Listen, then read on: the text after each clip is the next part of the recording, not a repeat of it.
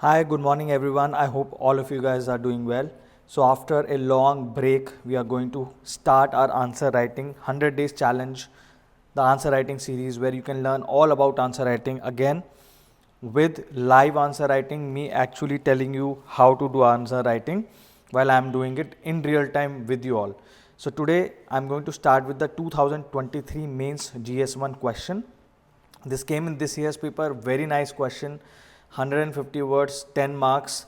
So I will tell you main things, key things that you need to consider before writing this particular question answer, and we will then write the answer so that you can actually learn what are the important things you want to keep in mind while writing any kind of answers.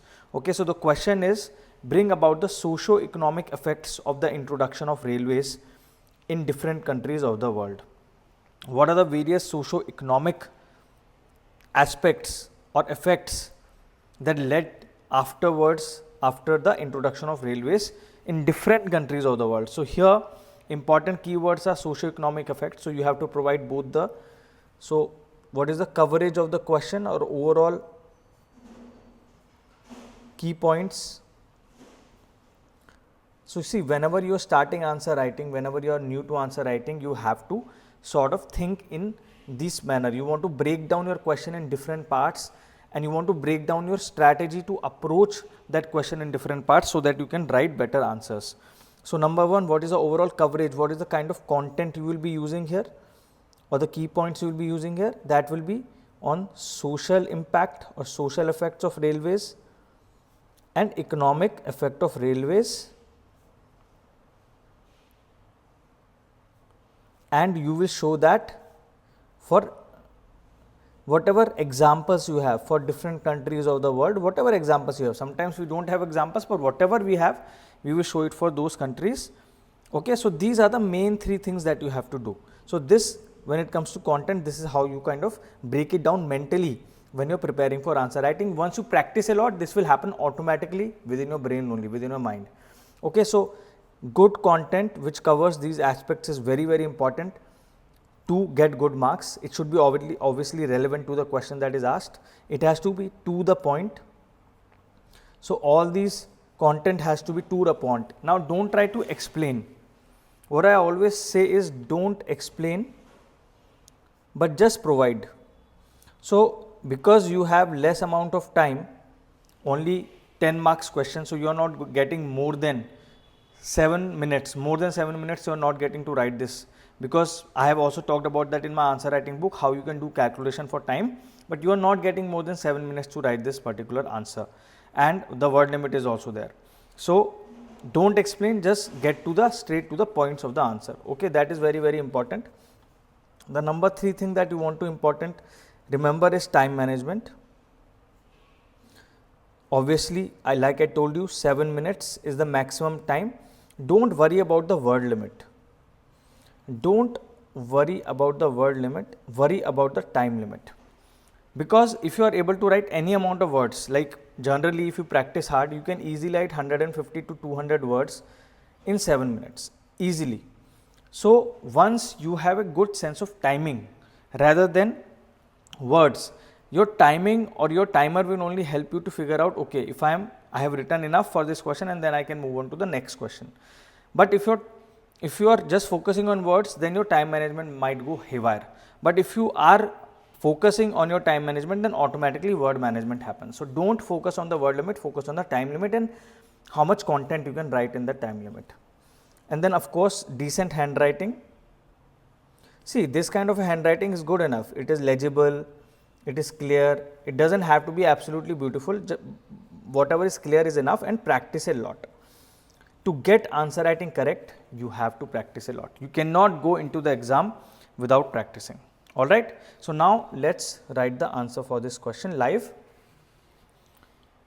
Bring about the socio-economic effects of the introduction of railways. Now I want you to try it. If you know anything about this topic, if you have studied this, if you have any idea of history, economy, try to write this, just attempt it. If you don't get it correct, that's also okay.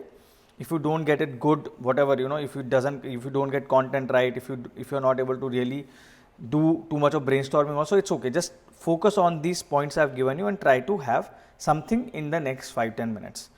Okay, and now I am going to start writing. If you can follow me, or you can also do your own, and then you can come and we can kind of go over it together.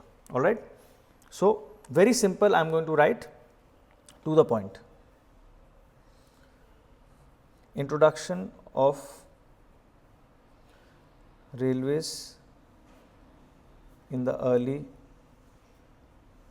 19th century across various parts of the world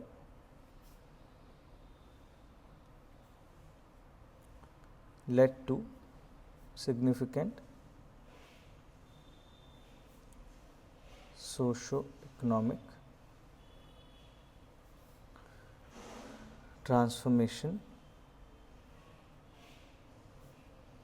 in the following ways. Okay, now here you see introduction only is becoming a lead sentence.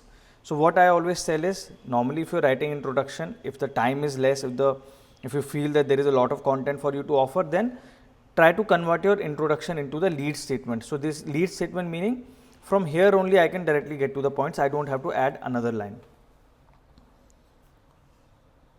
Economic effects.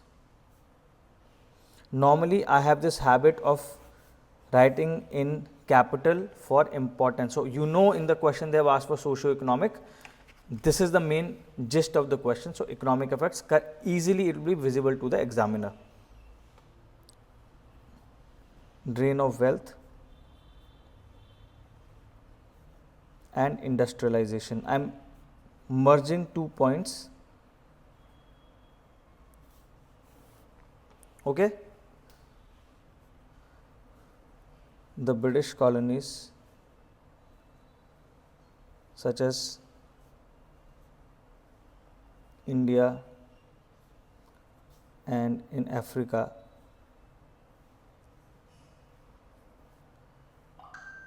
railways was used to transport raw materials from hinterland to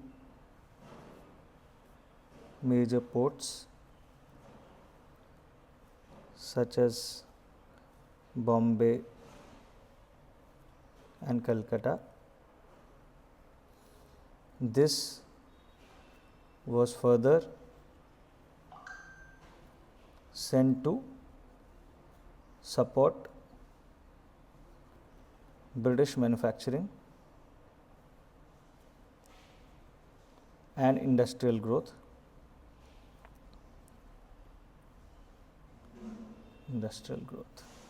So it led to use transport cheap raw materials. You can add the word cheap because that is significant. So basically, obviously here I am talking about how industrialization of Britain was fueled by the railways, which was getting the raw materials for cheap from various parts of India. Okay, I am not doing any time watch today, because I think it's okay, we can just do it without the time today. Okay, so this is an important point, and here we have to show that. Then second point we can talk about is urbanization and movement of people.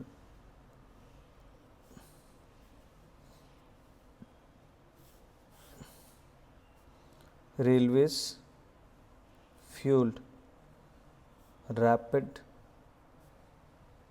urban growth, which became engines of economic activity.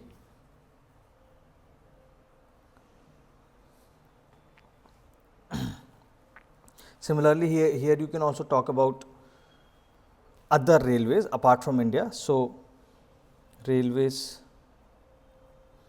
in America, USA connected vast unexplored western lands with urbanized with or populated eastern coast, which led to migration. Okay, so obviously in America also, because they are asking different countries, so you should be mentioning different countries and you should underline that. Okay, that is very, very important. You can also mention Russian Trans-Siberian Railway, which also helped in moving the settlements or connecting Russia's different time zones. So, Russia's Trans-Siberian connected different time zones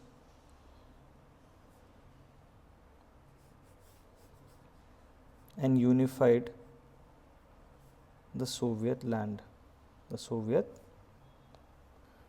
So, it in fact involved for unification also, but I have just put it under urbanization and movement of people only here, but this can be a separate point altogether. Now, we can come to social impacts, because we have already written quite a lot. You can put B here, and now social impacts, social effects. Now, here you can choose to write like this, explain like this, or you can even choose to write in very, very simple straight up points. Now, you can add more points. You can definitely add more points, but I am kind of limiting it so that you can get a good idea. Okay, you can definitely add more points also, but be mindful, not more than 7-8 minutes it should take eventually when you are writing in the exam. Now, I am going to give you just pointers and I want you to write on those pointers. Mixing of people from across classes, castes. How this mixing of people is important for social impact?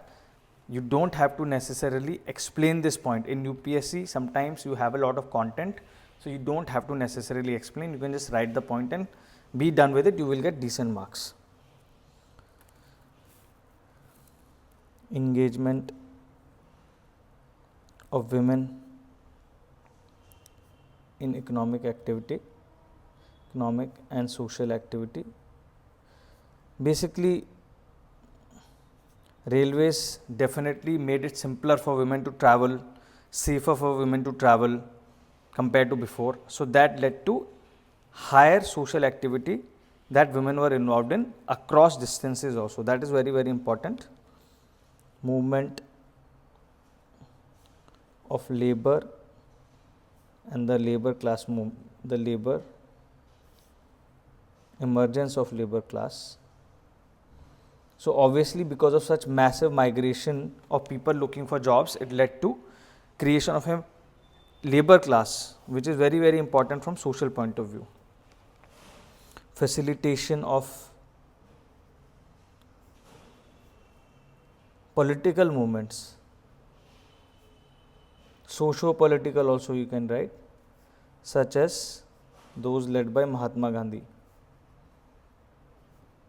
So, Mahatma Gandhi he himself had a very bitter experience in the railways, you remember, in South Africa, and that led to him basically jumping into the national movement, and this is also one important part of that.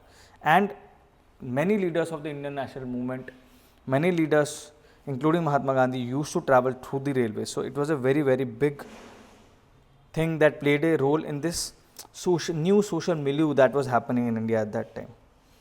Vernacular press, you can write about vernacular press, how it helped in mobilization of newspapers from urban areas to rural areas. You know, this is very important because the information now started reaching the masses, which earlier was not reaching the masses. So, all these points you can write, you can expand a little bit on these points, but examples are very important. Here, if possible, in social effects, I would like you to brainstorm other than India also, because I have not brainstormed too much on that, but other than India, if some possible points are there. Now, see, in exam, realistically what is going to happen is you might not know, you might not have the time. So whatever max you can put even from Indian examples will be good enough. Don't worry कि मुझे उस time I'm not remembering any examples from other countries of the world, but at least put whatever you have so that you can get the maximum marks possible. Because a lot of times, see, questions like these is not something you are going to read in any book of UPSC. No coaching institute will teach you this particular kind of questions.